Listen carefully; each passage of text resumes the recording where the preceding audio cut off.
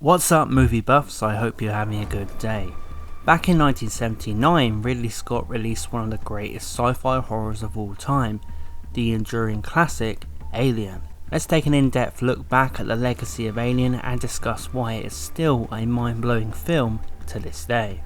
Oh, and just before we do, if you're a passionate movie buff who loves to talk about these iconic films as well as those classics that don't get enough attention, this is the channel for you, so please consider clicking that subscribe button. Screenwriter Dan O'Bannon was inspired to write a dark script featuring Alien after working on the sci-fi comedy film Dark Star, directed by John Carpenter. The film compelled O'Bannon to really want to create an alien film where the alien looked real. He wanted to take a more horror approach, with the idea of Jaws in space being the selling point.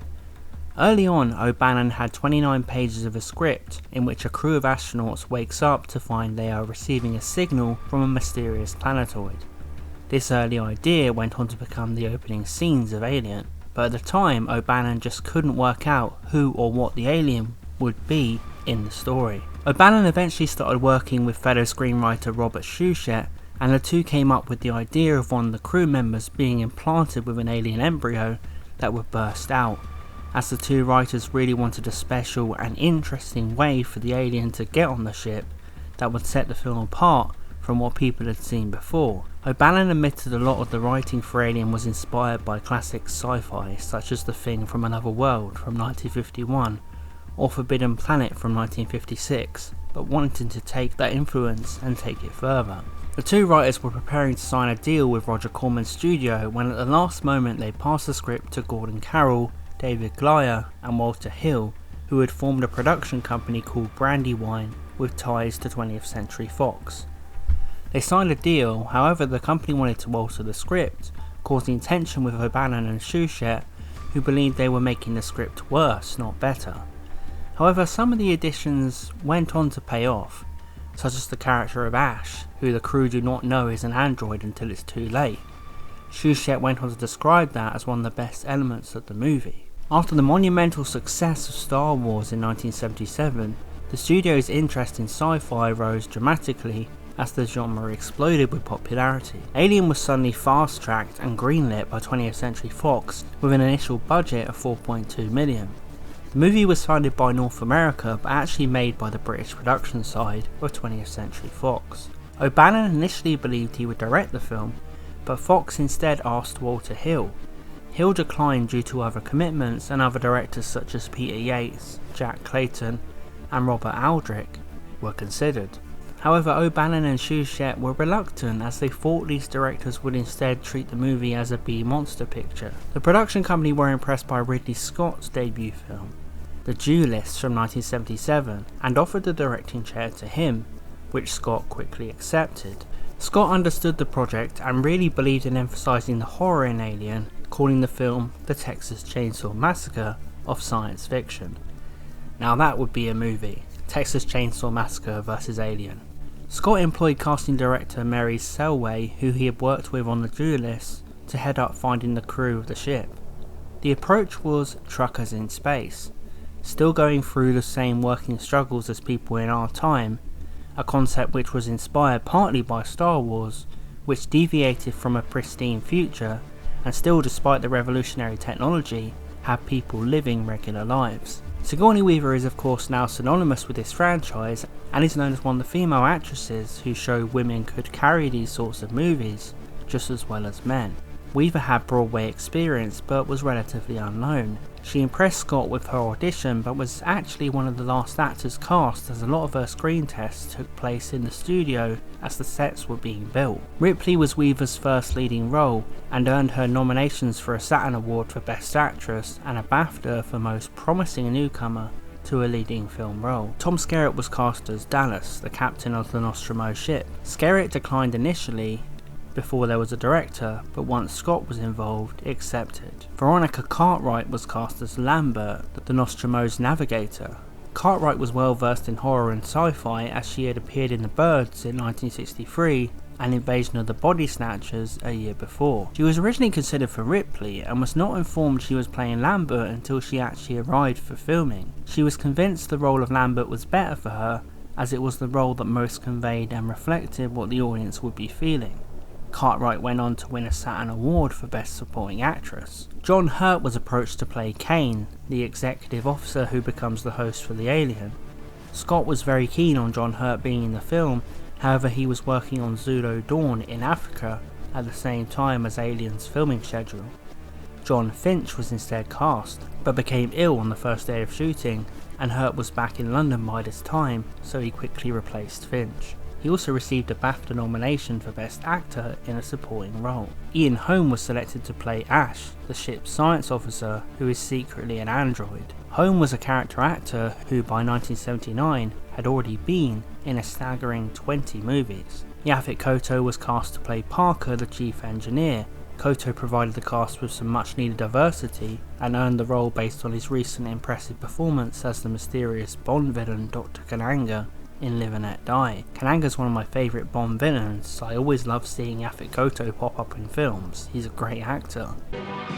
So we could try something in an even simpler vein. On the contrary, Mr. Bond, I think you'll find those rules quite fatal. Harry Dean Stanton was selected for the engineering technician Brett. Stanton was not a fan of sci-fi or monster movies, but Scott convinced him Alien would be more of a thriller than the horror movies he knew. Alien was filmed over 14 weeks from July 5th to October 21st, 1978, and principal photography took place at Shepperton Studios near London, while model and miniature filming was done at Bray Studios in Water Oakley, Berkshire. When designing the iconic Alien, O'Bannon introduced Scott to the artwork of H.R. Giger, citing his painting Necronom as the inspiration for the monster they wanted to create. The facehugger was the first creature that Giger designed for the film. Fellow artist Ron Cobb came up with the idea that the creature would have acid as blood, as would the fully grown alien, which would make it virtually impossible for the crew to eliminate the creature by regular means, such as guns, since the acid would burn through them and the ship. The design of the facehugger was also inspired by Francis Bacon's 1944 painting, 3 Studies for Figures at the Base of a Crucifixion. The facehugger is of course the beginning of the alien's attack, latching onto the host's face before eventually going inside. O'Bannon credits his experiences with Crohn's disease, a condition that compels incredible abdominal pain, for him coming up with the iconic chest bursting sequence. When filming the chest burster scene everyone remembers, the cast members knew that the creature would be bursting out, but they were not told that blood would be bursting out in every direction in high pressure pumps. In contrast to a lot of claims, the scene was not filmed in one take, it was actually shot twice, as on the first take the chest burster did not make it through Kane's shirt. However, the failed attempt is still visible in the film, as Ridley Scott decided to keep it, as it showed the creature struggling to push its way out, thus making the scene more violent and uncomfortable. The sequence was shot using an artificial body filled with blood, and the creature was pushed up through the torso by a puppeteer who held it on a stick. A stream of blood exploded directly at Veronica Cartwright, causing her to go into shock and hysterics, with her reaction kept in the film. Yaphet Kotto was also overwhelmed by the amount of blood and the unpleasantness of the situation, and went home that day very disturbed. These wonderful practical effects are still remembered today, and this scene is one of the best examples of a lost way of working that many of us movie buffs really wish would return. When creating the adult alien, Giger was very experimental, sculpting the body using plasticine, incorporating pieces such as vertebrae from snakes and cooling tubes from a Rolls Royce. Wow, the creature's head was manufactured separately by Carlo Rambaldi, who had been instrumental in creating the aliens for Close Encounters of the Third Kind. A system of hinges and cables were used to operate the alien's rigid tongue, which stuck out from its mouth and featured a second mouth at its tip, complete with its own set of portable teeth. The final head for the character had about 900 moving parts in all, with part of a human skull used as the face, hidden under the smooth translucent cover of the head.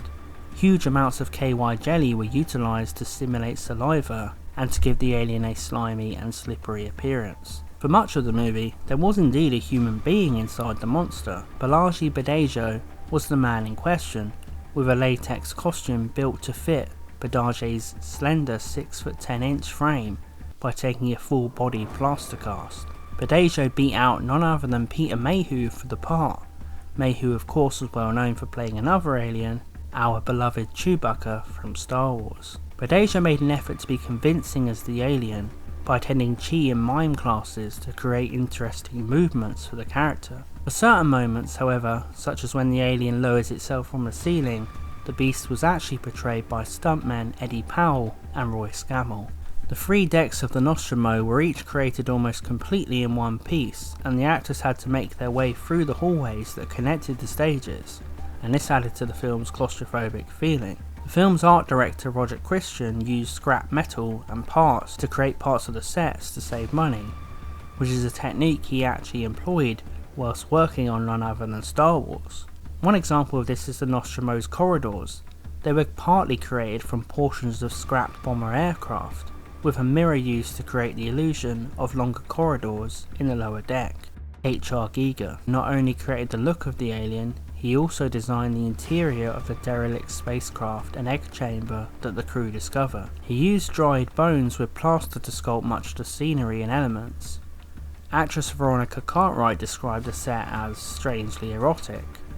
Okay Veronica, moving on.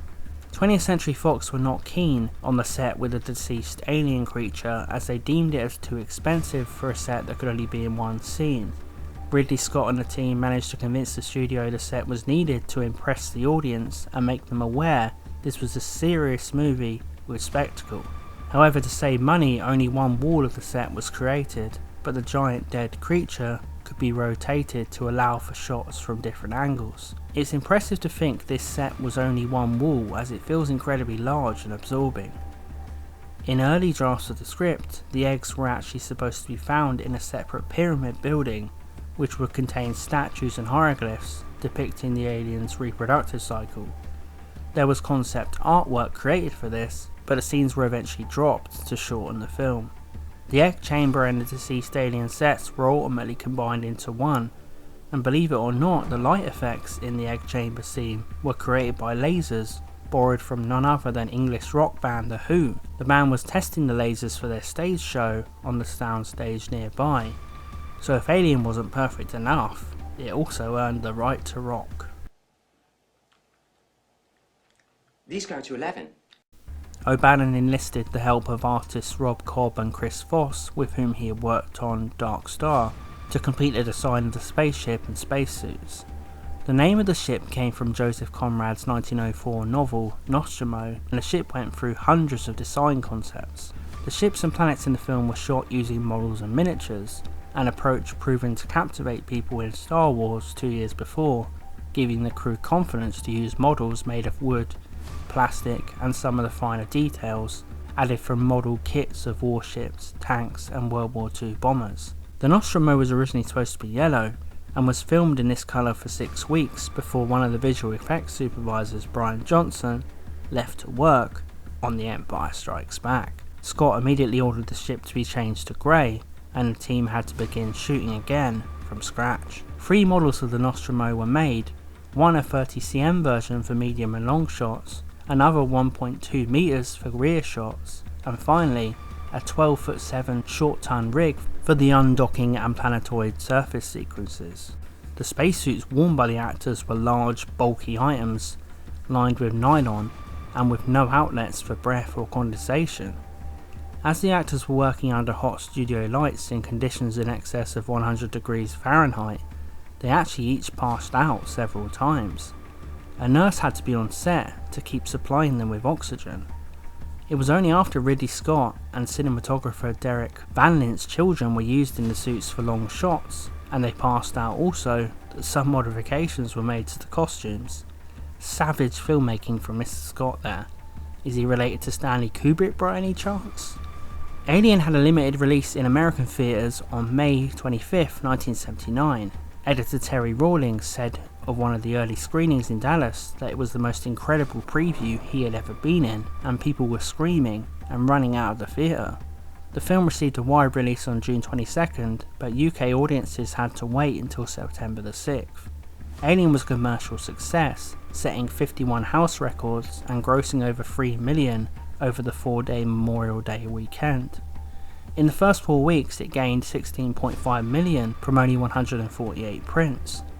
Over the Water in the UK, the film grossed over 126,000 in its first 4 days, setting a house record. And by the beginning of October 79, the movie had grossed 27 million internationally. Surprisingly, initial reviews of Alien were not especially enthusiastic. Reviews from such publications as Variety, Sight and Sound, and from well-known film critic Leonard Maltin were either mixed or negative. Maltin went on, like many, to reassess his views later on and give Alien a positive review. Time Out, for example, called Alien an empty bag of tricks with no imagination. Wow. But other film critics Roger Ebert and Gene Siskel were a bit kinder, both giving the film thumbs up, but perhaps half-heartedly, as Siskel said the film was essentially a haunted house film in space and not much else. Ebert, whilst praising the film, was in some agreement with his partner. Many years later, Roger Ebert revised his opinion of Alien, placing it on his great movies list and calling the film a great original piece of work. Despite this shaky start with our lovely critics, Alien has gone on over the years to receive widespread acclaim and has of course become known as one of the greatest sci-fi horrors ever made. Alien was heralded with an Academy Award for Best Visual Effects, 3 Saturn Awards for Best Science Fiction Film, Best Director and Best Supporting Actress for Veronica Cartwright, as well as a Hugo Award for Best Dramatic Presentation. Alien is a truly unforgettable film. Rewatching this, I was honestly left imagining in my head what it would be like to watch this movie in the theatre on the night it was released in 1979. This is one of those movies where I wish I could have been there. I wish that feeling could be bottled of what people went through, because this is one of those films that changed everything. Ridley Scott suddenly unleashed on the world one of the most terrifying movie villains of all time, along with one of the most sympathetic protagonists of all time, all at once.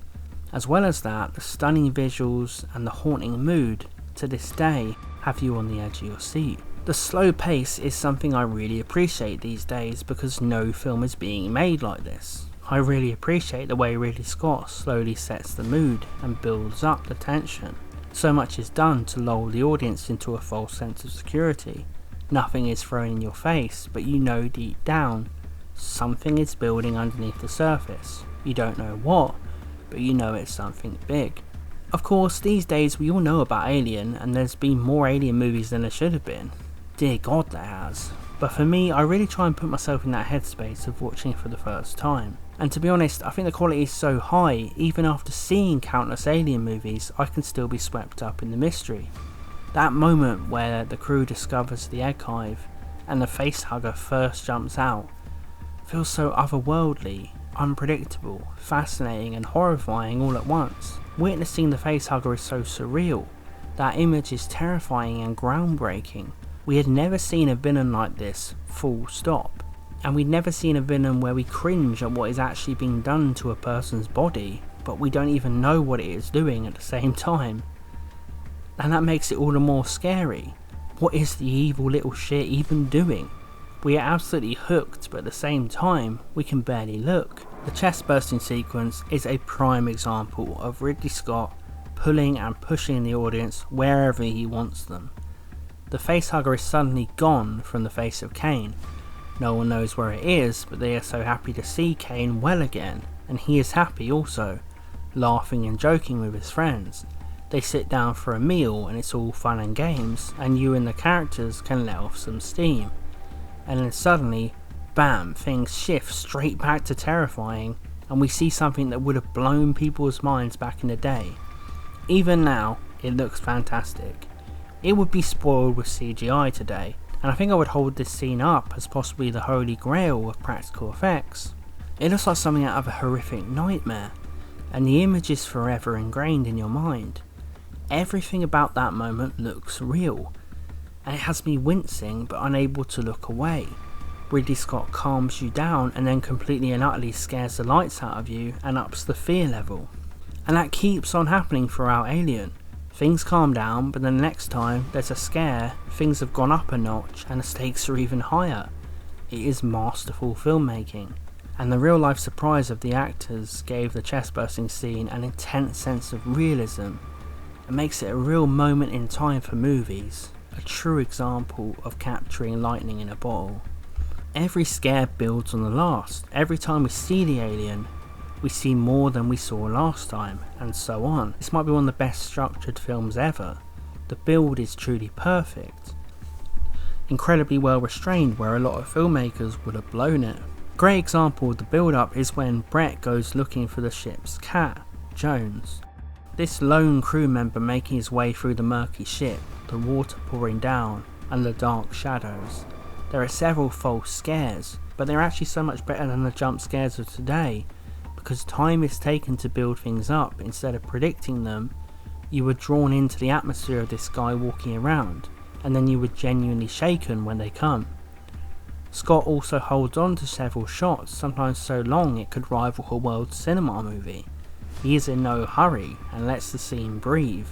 The uneasiness slowly but surely creep up, and of course the passageways, shadows and so many different areas where something could be hiding just add to the mood and keep you scanning around with your eyes. The scene of course depicts two non-human creatures meeting who are the polar opposite.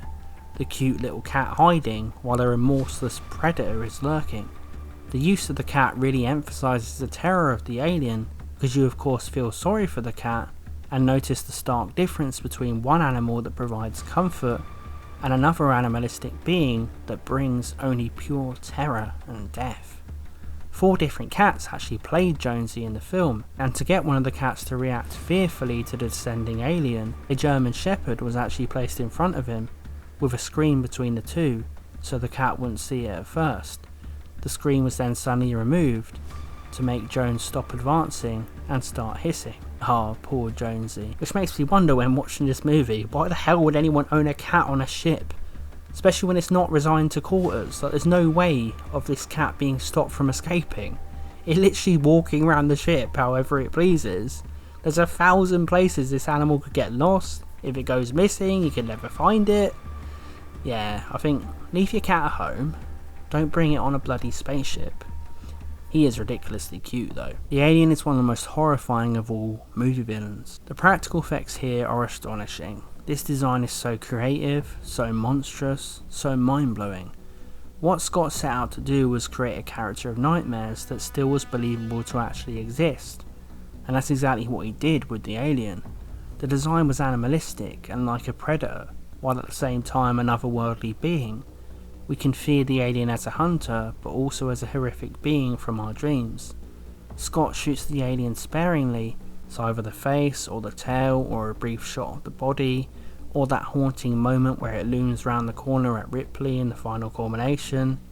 The intention is to keep the alien mysterious, yet at the same time just as scary and in your face as any other horror villain, and Ridley Scott strikes that balance so well. The alien is never actually filmed directly facing the camera due to the humanoid features of its face. Ridley Scott was determined at all costs to dispel any notion of a man in a rubber suit and film the beast in varying close-up angles of its ghastly profile, very rarely capturing the villain in its entirety. This is such a memorable cast with a diverse group of actors who each brought their own unique talents to the film. Of course we have Sigourney Weaver at the core, playing the now iconic Ripley. Weaver injects so much strength into Ripley. She's a real role model because she is pretty much the action hero of the film. Ridley Scott broke convention and gave a woman the main role that would usually be occupied by a tough guy male actor. But Weaver showed it didn't have to be that way, as she holds her own and commands so much respect and presence. She's a survivor, pure and simple, and her resourcefulness, quick thinking and witty remarks make her just as effective as any male hero. Ripley has many standoffs with several crew members, the Captain Dallas, as well as a very tense verbal showdown with Ash. We are immediately suspicious of Ash, and he of course goes on to be one of the biggest shocks in the film. When we are focused on the alien, we find out this guy is a maniac, insane, bonkers android.